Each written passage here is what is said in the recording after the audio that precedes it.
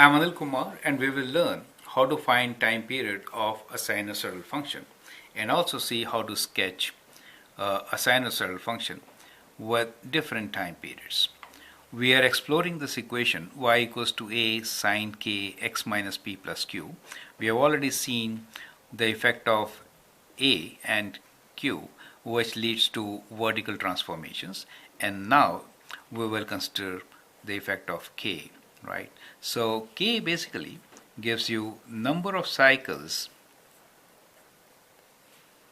in 360 degrees. So k is basically number of cycles in 360 degrees, and those of you who are working in radians, for them it would be 2 pi, right? So that is how we interpret k. Now if I have, let me take a couple of examples.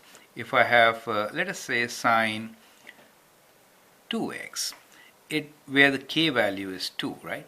So what does it mean? It basically means that if I draw a sine function, let me sketch one here. So if I draw a sine function, let me sketch two waves here first. Then it means that there will be two waves in time period of 2 pi or 360 degrees. So that is the meaning of sine 2x. Clearly, you can see that one particular wave from here to here will have a time period which is half of this, right? So from here you can say the time period for your wave is t equals to 2 pi over 2, the k value, right? So in general, we can write time period t will be equals to 2 pi over k, and those of you who are working in degrees, for them it will be 360 degrees divided by k.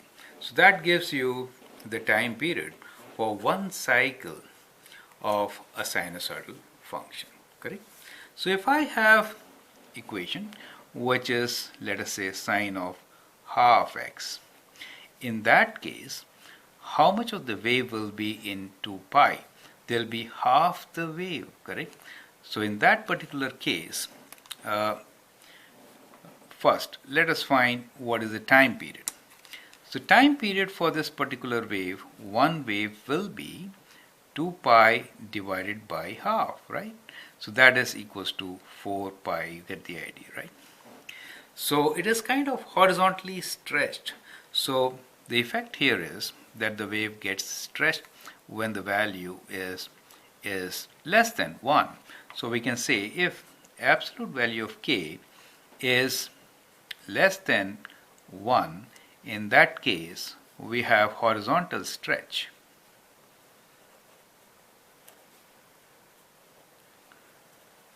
By factor of 1 over k. However, if k value is greater than 1, in that we have horizontal compression. So let me write in short. By factor of 1 over k. We again write by factor of 1 over k. So that is to say that if I have a function which is sine of 2x, as we saw, right? So what really happened was that this wave kind of compressed, right? So one time period was much lesser. It was half of it.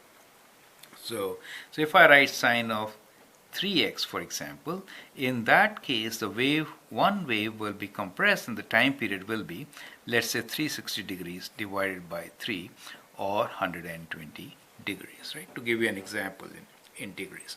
So it gets compressed, as you can see, right? So within a period of 2 pi, we'll have 3 different sine waves. So that is the effect of k in the transformed sinusoidal function, correct? Now with this knowledge, I'd like you to sketch few graphs. So we'll sketch them here and we'll take some examples one by one, right? So we'll sketch, let us say, 2 graphs. So let me write down one equation here as y equals to 3 sine 2x. Now when I say 3 sine 2x, we know 3 is the amplitude, and 2 here gives me two waves in 2 pi or 360 degrees. That means one cycle will be completed in half the value of x, right? So, well, I should have not written k here, I'm sorry. Let us say 2x, right? So we are writing here 2x. Okay, so that is what we have. So in that case, the sine wave is going to be, one cycle is going to be kind of like this, right? Where the amplitude will be 3. So this point will be 3, this will be minus 3, and one cycle will get completed in half of 360 degrees, because there are two waves, so we could say 180 degrees or pi radians, correct? And considering our 5 points, these 5 points, they will be at half of pi is pi by 2, and then we have here pi by 4, 1 pi by 4, 2 pi by 4, 3 pi by 4. Do you see that? So that is how your wave is going to be, right? Now let me take one equation which is in degrees, for example. So we can say y is equals to, let us say this time, minus half of sine half x. Now in this particular case, the amplitude is half, however there is a reflection, therefore the wave will start from and go in the negative direction and kind of gets completed here, right? So here the time period t, considering it in degrees, will be 360 degrees divided by half, which is 720 degrees, right? So 0 to 720 degrees, so that will be the x value. The maximum value is going to be half, minimum is going to be minus half, correct? And these 5 points which we had been considering for sketching will be at 360 degrees, 180 degrees, and add 180 to this, which is to 540. So that is how your transformed sinusoidal function is going to look like. I hope the concept is clear. Let's move on and incorporate phase shift, and then we'll be in a position to understand how to sketch a transformed sinusoidal function. I hope that helps. Thank you and all the best.